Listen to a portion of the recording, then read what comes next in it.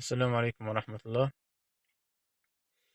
في هذه العجالة مش نحكي على خطأ شائع جدا في الخرجة متاع كثير من المترشحين.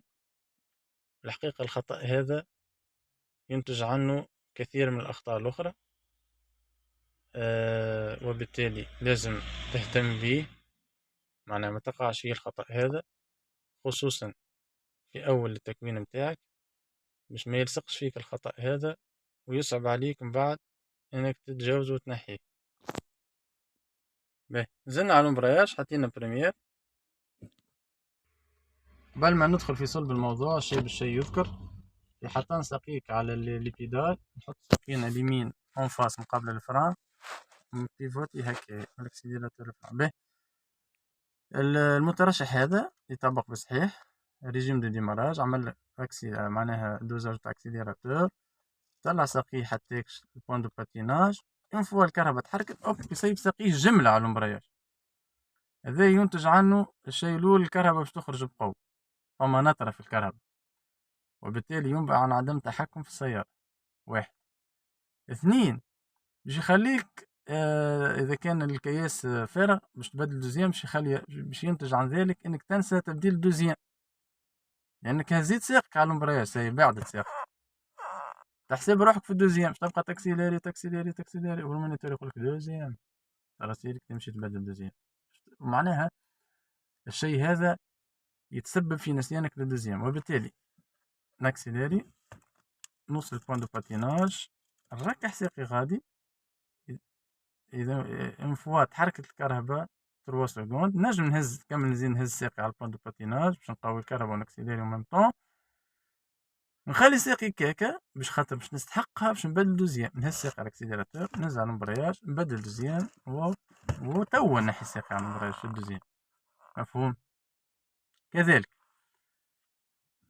كذلك الأسباب، معناها الحاجات اللي تنتج على تسيب لومبرياج في البريمير. انا اون بريمير جاكسيلير، نرخ لومبرياج، نوصل البوان دو باتيناج، يسيب لومبرياج جملة، ينطر لومبرياج، ومثلا هو في امبوتياج كما تعرفوا في الامبوتياج 10 كيلومتر بارور، 15 8، نستحقوا في التنقيص إذا كان الكرهب اللي قدامنا قاعدين ينقصوا بالباتيناج، يعني تصير هكا ترخف وتحل لومبرياج، حتى هيك بوان دو باتيناج، تنزل ترخف تنزل ترخف، باش تتحكم في الكرهبة حسب الترافيك متاع الامبوتياج اللي قدامك. باهي، وانت هي ساقيك على المبرياج كيفاش تصير؟ تمشي للفرع، وعطيت الكرهبة وقتها أمرين متناقضين، يعني ساق مهزوز على المبرياج، يعني نحب نمشي يا سيارة امشي لي، وفي نفس الوقت نزل على الفرع، وبالتالي باش يصير كالاج. مفهوم؟ يعني في البريمير تخلي ساقيك في البوان دو باتيناج، خاصة في الامبوتياج، تبقى تلعب على البوان دو باتيناج، تحل وتسكر تحل وتسكر حسب ظرف الكياس. اوكي، يعني هذا سبب ثاني نخلي ساقينا مقابل المبرياج في البريمير.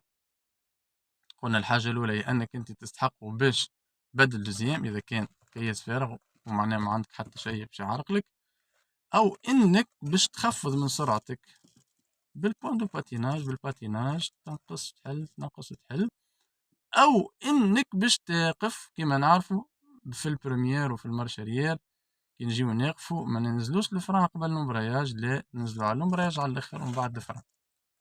مفهوم؟ يعني لثلاثة أسباب نلخصوا الحكاية. منهز ساقي في البريمير جملة على المبرياج لثلاث أسباب. السبب الأول، إما إني باش نستحق باش نبدل دوزيام إذا كان الكياس فارغ، أو إني باش نستحقو في البوان دو باتيناج باش نباتيني إذا كان فما انكومبرومون امبوتياج هكا، باش تبقى تلعب بالامبرياج تحل وتسكر، او انك باش تقف تنزل على الامبرياج على الاخر تنزل على الفران، لانه يعني كيما نعرفوا بالبريمير الامبرياج قبل الفران في الوقف، خلافا للدوزيام وبقية الفيتاسات. واضح؟ هذا هو، نتلاقاو ان شاء الله في فيديو جديد ونصيحة جديدة وفائدة جديدة. السلام عليكم ورحمة الله.